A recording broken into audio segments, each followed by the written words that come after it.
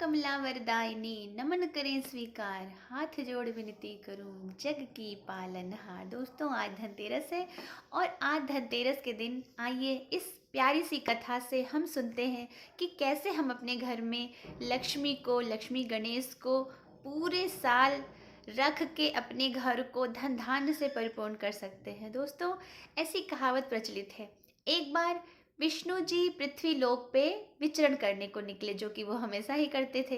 तो जब उनको देखा माँ लक्ष्मी ने, तो माता ने कहा कि मैं भी आपके साथ चलूंगी मृत्यु लोक में। लेकिन विष्णु भगवान ने कहा कि आप अगर मेरी बात मानेंगी तभी आपको चलना है, जैसा मैं कहूँगा वैसा आपको करना पड़ेगा। माता जी ने कहा चलो ठीक है।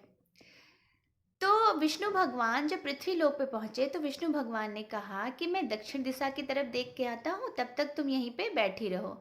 लेकिन लक्ष्मी माता के मन में जिज्ञासा उत्पन्न हुई कि आखिर विष्णु भगवान मुझे छोड़ के कहाँ चले गए, आखिर दक्षिण दिशा में ऐसा है क्या।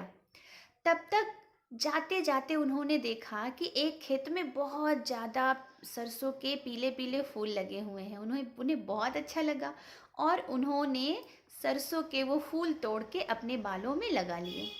उसके बाद उन्होंने देखा कि गन्ने के बहुत सारे पेड़ लगे हुए हैं। अब उन्हें वो गन्ना भी बहुत अच्छा लगा। उन्होंने कुछ गन्ने तोड़े और उसका रस उन्होंने चूस लिया। इतने में भगवान वहाँ पे आ गए। भगवान ने कहा, मैंने तुम्हें मना किया था कि तुम्हें इस दिशा में नहीं आना है, आपको वहीं पे चुपचाप बैठे रहना था, लेकिन अब तुमने ऐसा कर दिया। अब तुम्हें किसान की चोरी का आरोप लग गया। अब उन्होंने क्या किया, लक्ष्मी माता को लेके गए जिस किसान का वो खेत था, जहाँ से उन्होंने गन्ने को तोड़ के चूसा था, जहाँ से उन्होंने सरसों के फूल तोड़े थे। उन्होंने कहा कि अब तुम्हें किसान की चोरी का आरोप लगा है, अब तुम्हें यहीं पे किसान के पास ही 12 वर्ष रहना पड़ेगा और इस किसान की सेवा करनी पड़ेगी। अब छोड़ के वो चले आए।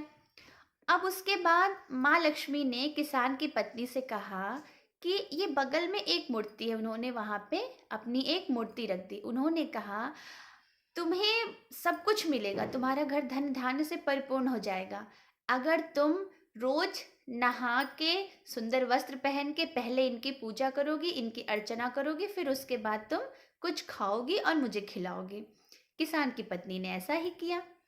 अब उनके घर में बहुत सारे धन धान्य आ गए, बहुत सारे वो बिल्कुल अमीरों की तरीके से रहने लगे। उनके घर में सारी चीज़ें आ गई, किसी चीज़ की कोई कमी नहीं रही।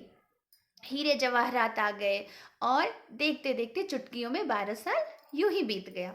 इसके बाद जब 12 साल पूरा हो गया तो विष्णु भगवान माँ लक्ष्मी को लेने आए। तब किसान ने कहा कि नहीं नहीं, मैं तो इन्हें नहीं जाने दूंगा।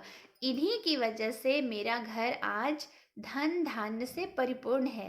तब विष्णु भगवान ने कहा, ये तो चंचला है, ये लक्ष्मी तो कहीं टिकती ही नहीं है, ये आज यहाँ कल वहाँ।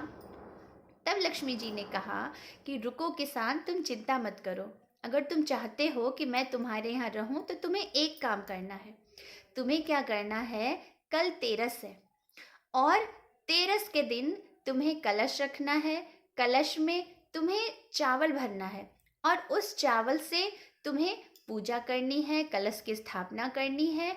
उसके बाद मैं तुम्हारे घर में ही रह जाऊंगी, मैं कहीं नहीं जाने वाली।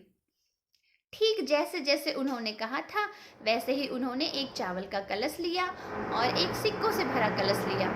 उन्होंने जैसे जैसे माँ लक्ष्मी ने बताया था वैसे वैसे किसान ने पूजा की। इसके बाद खुश होके माँ लक्ष्मी ने उन्हीं सिक्कों के रूप में हर तरफ किसान के घर में सिक्कों की बारिश कर दी और हर सिक्कों में स्थापित हो गई।